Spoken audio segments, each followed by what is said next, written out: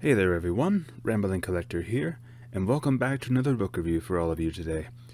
So for the subject of this video, we are going to be once again diving back into the world of indie authors, and more specifically into a series that I've dove into before in the past. We're going to be talking about Book 2 of Stevie Jo's Angel of Death series, False Idols. So, I'm not going to lie to you guys, when I got the chance to meet Stevie Jo again, I immediately picked up a copy of the second book just because I was very eager to finally dive back into this world. And let me tell you, I sorely missed it. I really did. And I will say one thing, Stevie Jo's writing has never disappointed from the first book. She has this addictive writing style that continuously pulls you in, wanting you to find out more because she brings in these nuggets of mystery, as well as how ingrained the supernatural world is, with the heavenly angels constantly seeming to focus on the small town in eastern Kentucky that is currently taking place, as well as the drama of the Jericho family, and of course Skylar being right in the middle of it as the black sheep of the family. And I like how throughout this we see more of that Jericho family drama, as well as we hear allusions to what is known as the incident. Now, do they ever make context about what exactly the incident was? No. However, I get the feeling that that's going to be a major plot point or a major revealing point in future books of the series. But it's always alluded to with that. Why so many of the different family members seem to hate Skylar for one reason or another. It all harkens back to what they call the incident. But throughout this book, it picks up a little bit after book 1. So we see the angel Hope, open her interactions with the other heavenly folks, as well as her struggling to deal with or control the hand of fate, as well as, of course, the good old-fashioned Jericho family drama with Skylar and her new boyfriend Elias, or not so much boyfriend but more mentor, or as he teaches her more about her abilities as a mage, or a mythic. And in that context, though, she grows far more powerful and a lot more stable with her abilities, being far away from Azra, thank God. But meanwhile, speaking of Azra, he does reappear within this book, but in a very interesting way. See, the main premise of this book, the main focus of it, I should say, is not just on Skylar or the Hand of Fate moving. It's on Skylar and the relationship with her estranged Lycan sister, Peyton. Now, Peyton is seen as the prodigal daughter, the one who can do no wrong, the one who's currently studying on how to save humanity from the abrupt upsurge of creatures, as well as trying to cure her wolf side. Now, she and Skylar definitely have a very strained relationship, as was shown in the first book, and even here. Here especially, it is very, very strained. And to the point that it's borderline violent, and they have their fights in this. Let's not kid ourselves here. I mean, siblings will fight, but in this case, it got ugly really fast. But I like how this book presents more of a greater focus on Peyton, some of her struggles that she deals with her inner wolf, wanting to be parts of both worlds, but never really picking a side of whom she wants to be alongside, whether she wants to be alongside her fellow Lycans or stay with her family and possibly end her own existence, because apparently it is pointed out that if her wolf dies, she dies, but choosing to side with the family. And that makes Peyton a very complex character, but at the same time, I look at her and think to myself, really?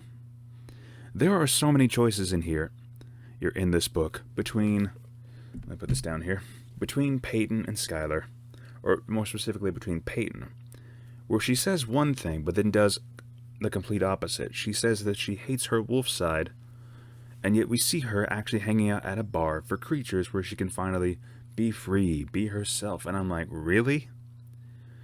You rant on your sister, and exile her as a mythic, and yet you go down to this bar to feel free with your creature side, and then you actually have an affair when you are still in a relationship with the same Sanguis who was abusing your sister, or at least mentally manipulating her. And in my opinion, I'm just like, no, that is not okay. Ain't no way in hell is that okay. But of course, the Jericho family drama is very heavily ingratiated here. And Skylar and Peyton do still care about each other, and it is actually shown that Peyton still does care for Skylar in an ending piece of the book, which I'm not going to spoil what happens there. You're just going to have to find out for yourself. I will say, though, this book was very well done. We don't really get as many hints of heaven as we did in the last book, but we do see that Hope is up to no good, or up to some crazy schemes or something. Something is going down in the kingdom of heaven. We're not sure what's going on. But we do get introduced to some very interesting characters, the Wisdoms, one of whom is actually the Angel of Death, who is presented as a newly christened Wisdom.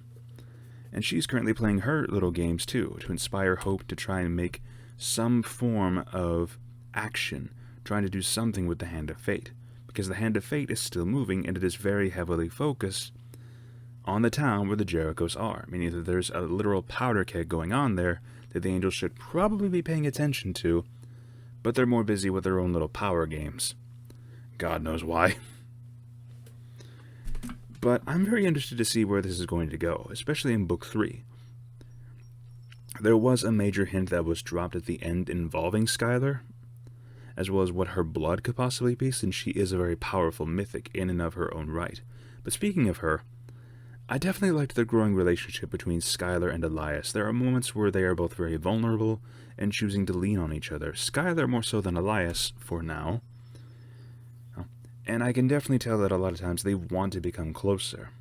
They have that great connection and chemistry that I am just saying, yes, this is the kind of guy that she has needed for a while to both teach her about her powers and give her support and stability that she has probably desperately needed. I mean, it can't be easy being the black sheep of your family. Like, you can still love them, but at the same time, there's always going to be some very bad blood, especially between Skylar and her mother, and Skylar and Peyton. There is definitely something bad going on there. And let me tell you, even if it's just the family drama outside of the supernatural antics, you will be hooked to find out what's going on.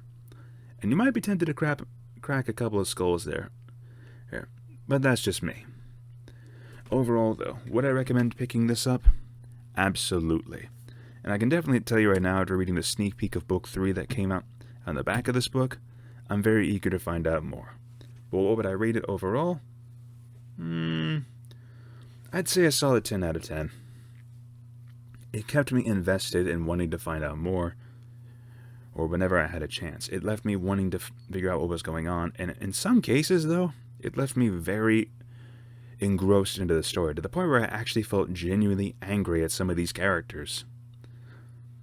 And that's hard to do nowadays with stories, because some, I'll be like, oh, you bastard. But in this case, I'm just like, really? You just went there?